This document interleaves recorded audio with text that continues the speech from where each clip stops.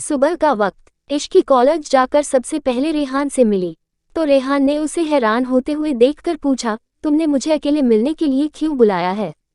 क्या कल की हरकत से मिशा मुझसे गुस्सा है?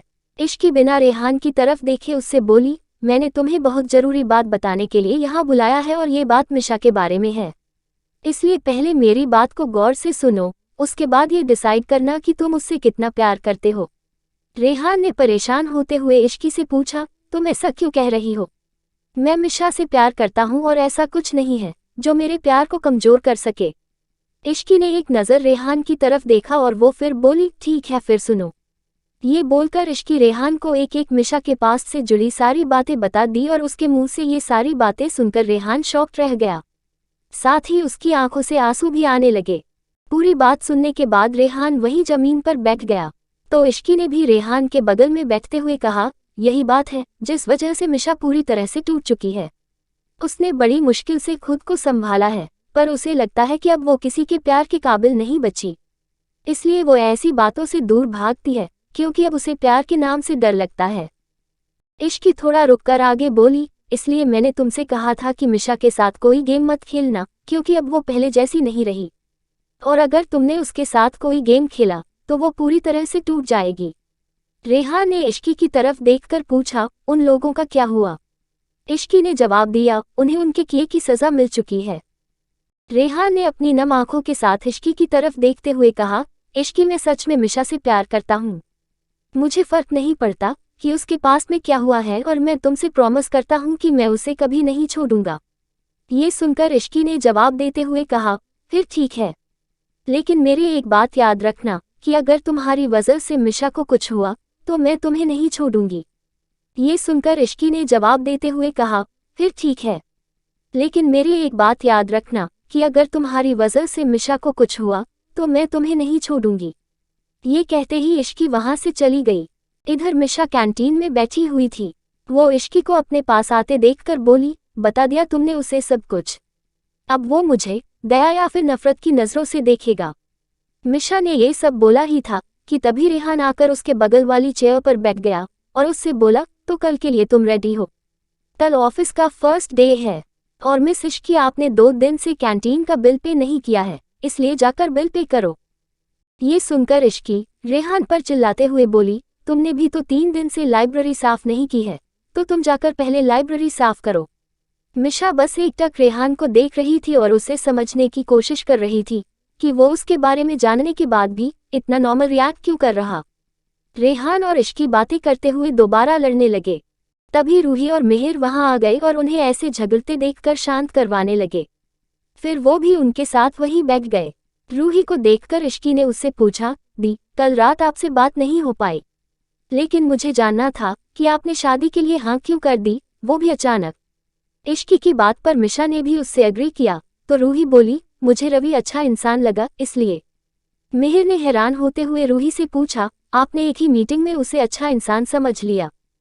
रूही बहुत नॉर्मल टोन में बोली, हाँ मिहिर, क्योंकि रवि मेरे साथ स्कूल में था, लेकिन तब मैंने उसे ज्यादा नोटिस नहीं किया था। बट हाँ, जब कल वो मुझसे मिला तो उसने मुझे बताया कि वो मुझे स्कूल टाइम से पसंद करता है और मैं उसे एक चांस दूं। तभी मिशा ने चौंकते हुए पूछा, तो आपने सीधे शादी के लिए हाँ कर दी? रूही बात को नॉर्मल करने की कोशिश करते हुए बोली, अभी सिर्फ हाँ की है, शादी थोड़ी ना की है, अभी टाइम है, और अगर मुझे वो गलत लगा तो मैं ना भी तो कर सकती हूँ। और वैसे भी जितना मैं रवि को जानती हूँ वो बहुत ही डिसेंट बॉय हैं। कुछ देर यूं ही बातें करने के बाद सभी अपनी अपनी क्लास करने चले गए। क्लास खत्म होने के बाद इश्की ने मौका देखकर मिशा से कहा, देख लिया तूने, रेहान को तेरे पास से कोई फर्क नहीं पड़ा, इसलिए अब तू अपने पास से बाहर निकल और उसके बारे में सोच। ये सुनकर मिशा कुछ नहीं बोली और दोनों घर आ गईं। इश्की अपने रूम में गई तो राजवीर सोफे पर बैठा हुआ था। राजवीर को देखकर इश्की सीधे उसके पास गई और उसने पूछा, आज आप जल्दी आ गए? राजवीर ने जवाब दिया, हाँ, वो थोड़ा सिर दर्द हो रहा था इसलिए। इश्की ने तुरंत परेशान सी होकर उससे पूछा, क्या सिर दर्द? और इतना बोलकर वो राजवीर के पास आकर बैठ गई। फिर वो राजवीर को देखते हुए बोली, क्या अभी भी दर्द हो रहा है? डॉक्टर को बुलाते हैं ना? राजवीर ने प्यार से इश्की को गले लगाते हुए जवाब दिया, अरे ज्यादा कुछ नहीं हुआ है, बस नॉर्मल सा सिर दर्द है, मैंने दवाई ली है, ठीक हो जाएगा, रिलैक्स। इश्की ने अपना मुंह बनाते हुए कहा, अच्छा जी, रिलैक्स कैसे करूं? अगर अभी मैंने बोला होता कि सिर दर्द हो रहा है तो आप पूरा घर सिर पर उठा लेते। राजवीर हंसते हुए बोला, हाँ मैं ऐसा जरूर करता, क्योंकि मुझे पता है कि मेरी बीवी कितनी ज्यादा समझदार है। थोड़ी देर बाद राजवीर ने इश्की को खुद से अलग करते हुए कहा, बाहर के कपड़ों में ज्यादा देर तक मत रहो और जाओ जाकर फ्रेश हो जाओ। ये सुनकर इश्की हाँ में सिर हिलाकर बाथरूम में चली गई। उसके जाने के बाद राजवीर ने अपना फोन निकालकर समर को कॉल किया और उसे कुछ इंपॉर्टेंट इंस्ट्रक्शन देने लगा। कुछ ही देर में इश्की फ्रेश होकर आई और वो राजवीर से बोली, आपको रूही दी के बारे में पता है? राजवीर ने उल्टा उससे पूछा, मुझे क्या पता होना चाहिए रूही के बारे में? इश्की ने राजवीर के पास बैठते हुए कहा, यही कि अर्नव अंकल ने अपने एक फ्रेंड के बेटे से रूही दी की शादी फिक्स की है और कल पार्टी में इस बात की अनाउंसमेंट भी हो गई। उसकी बात सुनते हुए ही राजवीर ने इश्की को अपनी गोद में बिठा लिया और फिर उससे बोला, टेंशन मत लो मिस्टर सिंघानिया ने अच्छा लड़का ही ढूंढा होगा। ये बोलकर राजवीर इश्की को किस करने लगा तो उसने अपनी आंखें बंद कर ली और राजवीर के किस पर रिस्पॉन्स करने लगी। राजवीर काफी देर तक इश्की को किस करता रहा, फिर जब इश्की को प्रॉब्लम होने लगी तो वो उसके लिप्स को छोड़कर उसके गर्दन पर किस करने लगा। इश्की अभी भी अपनी आंखें बंद करके बस उसे ही फील किए जा रही थी। फिर किस करते करते राजवीर ने अचानक से इश्की को बाइट किया तो इश्की ने चीखते हुए उसे धक्का दे दिया।